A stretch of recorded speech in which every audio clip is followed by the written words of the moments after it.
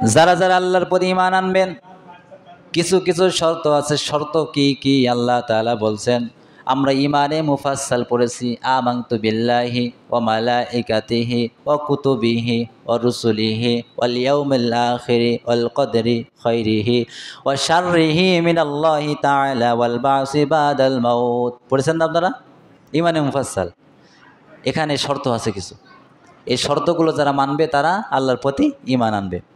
আমানতু বিল্লাহ, প্রথমে 1 নম্বরে আল্লাহর প্রতি ঈমান আনতে হবে। কামা হুয়া আমানতু বিল্লাহি ওয়া মালাইকাতিহি, আল্লাহর ফেরেশতার প্রতি ঈমান আনতে হবে। ও কুতুবিহি, কিতাবের প্রতি ঈমান আনতে হবে। ও রুসুলি, রসুলের প্রতি ঈমান আনতে হবে। ওয়াল ইয়াউমিল আখিরি, কিয়ামত দিবসের উপর ঈমান আনতে হবে। ওয়াল কদরি খাইরিহি, ভালো মন্দ তাকদীরের প্রতি ঈমান আনতে হবে। ওয়া শাররিহি মিনাল্লাহি তাআলা ওয়াল বাসি বাদাল মাউত, মৌতের উপরে আমাদেরকে ঈমান আনতে হবে। এই সব বিষয়কে যদি আমরা জীবনে বিশ্বাস না করি, ওই ব্যক্তিও কখনো মুমিন হতে পারবে না। এগুলোকে আমাদের বিশ্বাস করতে হবে। আপনি এগুলো ভাঙতে ভাঙতে ভাঙতে মধ্যে ব্যাখ্যা করতে করতে যান। দেখেন, প্রথমে আল্লাহর প্রতি ঈমান, ও মালাইকাতি, ফেরেশতাদের প্রতি ঈমান, ফেরেশতাদের বিশ্বাস করতে হবে। ও কুতুবিহি, আল্লাহর কালাম, কিতাবকে বিশ্বাস করতে হবে। এই কিতাবকে যদি বিশ্বাস করে, কেউ কিতাবের বিরুদ্ধে আচরণ করে, কেউ কিতাবের বাহিরে আমল করে, কিতাবকে যারা ভালোবাসে, কেউ যদি কিতাবকে বিশ্বাস করে, আল্লাহর কোরআনকে বিশ্বাস করে, তাহলে আল্লাহর কোরআনের আইন বাদে কোনো মানুষের তৈরি করা আইন সে সমর্থন করতে পারে? তাহলে আপনি এভাবে ব্যাখ্যা করতে করতে যান, দেখেন বুঝতে পারবেন। অরসুলহি, আল্লাহ রসুলকে যারা বিশ্বাস করে, বলেন রসুলের আইনের বাইরে কেউ কোনো মানুষের আইনের কথা বিশ্বাস করতে পারে? অরসুলহি, রসুলের প্রতি ঈমান আনতে হবে। যদি আপনি আল্লাহ রসুলের প্রতি ঈমান আনেন, তাহলে রসুলের যে আদর্শ আছে, আনিত আদর্শ, ও আদর্শগুলো তো আমার জীবনের ধারণ থাকতে হবে। যদি আমি বিশ্বাস করি বা মানি, যদি না মানি, আমার তো কাজে কর্মে দেখাই দেবে আমি কেমন। আচ্ছা বলেন, মানুষ যখন ভাইবা পরীক্ষা দেয়, কোনো চাকরির জন্য পরীক্ষা দেয়, তার কি যোগ্যতা দেখে না টাকা দেখে? মানে এই যে দুর্নীতির কথা বাদ দিলাম, মানে যেটা বৈধভাবে বলা যায়, দুর্নীতি দেখে না তার টাকা দেখে, না তার যোগ্যতা দেখে? যোগ্যতা দেখে। তাহলে এখানে মূল কথা হচ্ছে, আমি মুখে যতই বলি যে না নবীকে নবীকে মানি, নবীকে মানি, নবীজির আদর্শ আমার বুকে আছে, কিন্তু আপনি কাজে কর্মে যদি রসুলের আইনের বিরোধিতা চলে যান, নবীজির বিরুদ্ধে, তাহলে মুখে সারাদিনও নবী নবী জিকির করলে তো কোনো কাজ হবে না। হবে নাকি? হবে না। ওয়াল ইয়াউমিল আখিরি, যদি আপনি আখিরাত দিবসকে বিশ্বাস করে থাকেন, তামাম এই দুনিয়াতে যতদিন আপনি বেঁচে থাকবেন, ওই আখিরাতের মুখে বিশ্বাস করা অবস্থায় আপনাকে কাজ চালাইতে হবে। আমি আখিরাত মুখে বিশ্বাস করি বলে বলে কিন্তু আখিরাত যে অবশ্যই বিশ্বাস করেন আল্লাহ বিচার করবে। কি কারণে? আল্লাহর আইনগুলো বাদ দিয়ে নিজের মন গড়া আইন দিয়ে পৃথিবীতে চলাচল করি, নামাজ পড়ি না, রোজা রাখি না, সত্য কথা বলি না, মিথ্যা কথা বলি, মানুষকে অন্যায়ভাবে মারি, মানুষকে গালাগালি করি। কেন কেন? যদি আখেরাত বিশ্বাস করতাম, তাহলে আমার এই কাজকর্ম দুনিয়ায় মিলতো না। যদি বিশ্বাসই করতাম, তাহলে ভালো হতাম, সৎ হতাম, মিথ্যা বলতাম না, মানুষকে মারতাম না, মানুষকে অতিষ্ঠ করতাম না, জ্বালাতন করতাম না। ওয়াল কদরি খাইরিহি ওয়া শাররিহি মিনাল্লাহি তাআলা ওয়াল বাসি বাদাল মাউত, মৌতকে যদি বিশ্বাস করতাম, তাহলে আজকে আমি আপনি টানা নানা করে বেড়াতে পারতাম না। আজান হয়, সকাল হয়, আবার রাত হয়, আজান হয়, আজানের মাধ্যমে সকাল হয়, ঈশার আজানের মাধ্যমে সন্ধ্যা হয়, রাত হয়, ঘুমাতে চলে যাই।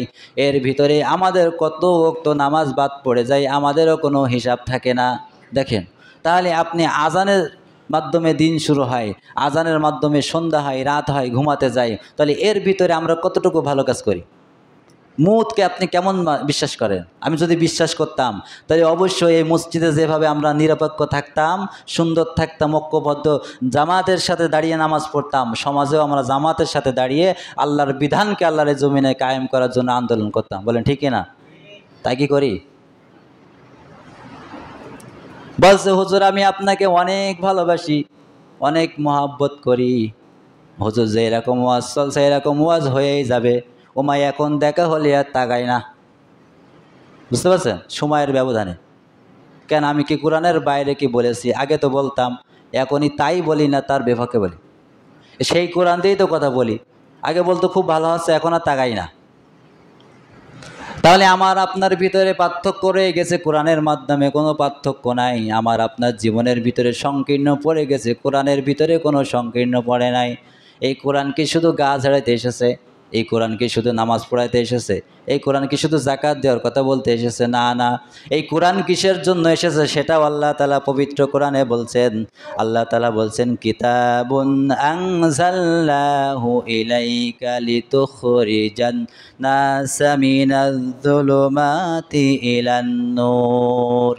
সূরা ইব্রাহিমের 1 নম্বর আয়াতে আল্লাহ তাআলা বলছেন, কিতাবুন আনজালনাহু ইলাইকা লিতুখরিজান নাসা মিনাজ-যুলুমাতি ইলান-নূর।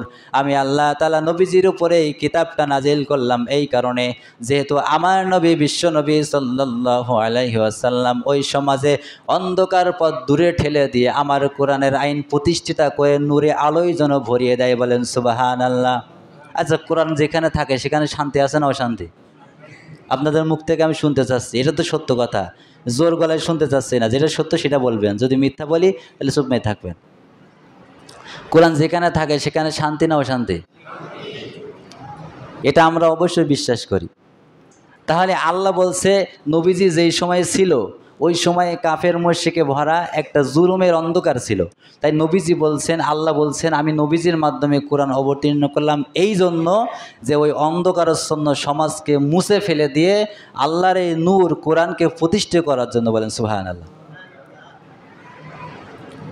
এই অন্ধকারাচ্ছন্ন সমাজ আমার নবী বিশ্ব নবী মুছে ফেলে দিয়ে আল্লাহর এই আইনকে নূরকে প্রতিষ্ঠা করেছিলেন। তাতে নবীজির দাঁত মুবারক শহীদ হয়েছেন, রক্ত মুবারক ঝরেছেন, নবীজি 3 বছর জেল খেটেছেন। সেটাও যদি আমাদের পথ দিয়ে হয়, নবীজির আদর্শ ওই যে ওয়ারাসূলিহি যদি আপনি আমল করতে পারেন, যদি মুখে স্বীকার করতে পারেন, অন্তরে বিশ্বাস করতে পারেন, তাহলে কাজেও যদি দেখাইতে হয় নবীজির মতো অত্যাচারিত দাঁত ভাঙা রক্ত তোমাকে আমাকেও ঝরাতে হবে, এর কোনো বিকল্প নাই। আর যদি আপনি এটা নাও করতে পারেন, আপনি মুমিন না। নবীজিকে যদি স্বীকার না করেন, নবীজির প্রতি ঈমান না আনেন, যদি ঈমান আনেন, এই জমিনে দিন প্রতিষ্ঠার কাজ আপনাকে করতেই হবে। এটা করবো না কেন? আমি মুসলমান, আপনি মুসলমান, তো মুসলমান হয়ে কেন আপনি ইহুদিদের মতো তাদের এই কার্যকলাপ দেশে প্রতিষ্ঠা করার জন্য কাজকর্ম করবেন? যেখানে ইসলাম থাকবে, এখনও তো মুখে বললেন 1 মিনিট আগে যে কোরআন যেখানে থাকে সেখানে শান্তি হয়। তা ভাই, কোরআন যদি সংসদে যায় তো এখানে আমাদের দেশে শান্তি আসবে কি আসবে না? অর্ধেক লোক কথা বলেছে, অর্ধেক লোক বলেনি। আপনি বললেও আসবে, না বললেও আসবে, শান্তি আসবেই। যে এই কোরআনটা যেখানে নিয়ে যাবেন সেখানে শান্তি আসবে। সত্য কথা কেউ যদি এক পাশে হয়ে মিথ্যাও বলে, সে সত্য কথা সত্যই থেকে যায়, সে তার মিথ্যা হয় না।